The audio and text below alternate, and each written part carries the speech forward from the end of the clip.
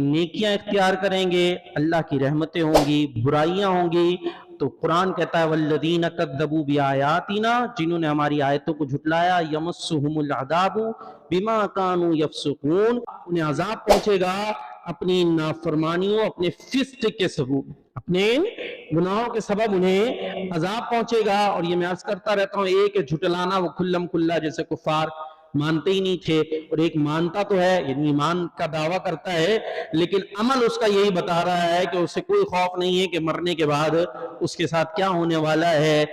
ابھی کا ہی واقعہ ہے، آیات بھی میرے سامنے، اور وہ واقعہ بھی ابھی ریسنٹلی ہے، کہ لیجیے میرے اپنے ایمان کو بھی بڑی اس سے تقویت ملی تو میں آپ کے سامنے بھی بیان کر دیتا ہوں۔ وہ میرے بچوں کے ماموں حافظ مظہر عطاری، تقریباً 8 سال ہوئے ہوں گے ان کے انتقال کو، زیادہ ایج نہیں تھی، نوجوان لڑکے ہی سے تھے۔ چاند رات کو ہی وہ اپنے شاپنگ کر کے جوتے وغیرہ لے کر آ رہے تھے تو یہیں رستے کے اندر جو ایکسیڈنٹ ہوا، بائک پہ پیچھے بیٹھے ہوئے تھے، گرے، سر پہ چوٹ لگی اور ان کا انتقال ہو گیا۔ یہ محمد شاہ قبرستان ہے نا، یہ قریبی، یہیں پر ان کی قبر موجود ہے۔ اس قبر پر ظاہر ہے ان کے جو بڑے بھائی ہیں تو وہ جاتے رہتے تھے، تو بھی بتایا کہ وہ قبر پر موجود تھے تو وہاں کا گورکن آیا، وہ گورکن قبر کی خدمت وغیرہ بھی کرتا ہے، تو اس نے بتایا کہ عصر کی اذان ہونے لگی تو وہیں بیٹھا ہوا تھا تو آواز آنے لگی نعت کی۔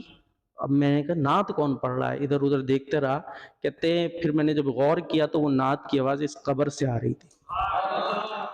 تو وہ نعت بھی بتائی، وہ اعلیٰ حضرت امام اہل سنت کی نعت ہے، بندہ ملنے کو قریب حضرت قادر گیا۔ اچھا، وہ خود کہتے ہیں، جو بڑے بھائی ہیں، کہتے ہیں یہ نعت تو میں نے بھی اتنی سنی بھی نہیں تھی، پھر بعد میں آ کے میں نے سرچ کی کہ یہ کون سی نعت ہے، ہو سکتا ہے آپ میں سے بھی شاید اتنے زیادہ نہ جانتے ہوں گے۔ بہرحال اعلیٰ حضرت کا کلام ہے، بندہ ملنے کو قریب حضرت قادر گیا۔ تو کہتے ہیں یہ ایک دفعہ نہیں، میں 3 دفعہ اس قبر سے نعتوں کی آواز سن چکا ہوں۔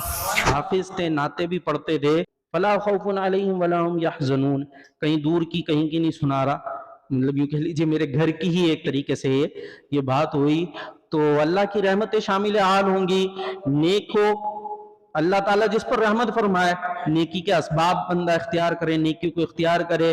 اور پھر دوسری صورتیں بھی ہوتی ہیں جہاں یہ مناظر دکھائے جاتے ہیں، وہاں ایسے بھی مناظر ہوتے ہیں کہ اللہ کی مرضی ہوتی ہے، مشیت ہوتی ہے، کب کس پر ظاہر فرما دے۔ ظاہر ہے یہ برزخ کے معاملات ہیں، پوشیدہ ہوتے ہیں، بظاہر آپ کو کچھ نہیں نظر آ رہا ہوتا لیکن یہ ساری چیزیں ہو رہی ہوتی ہیں۔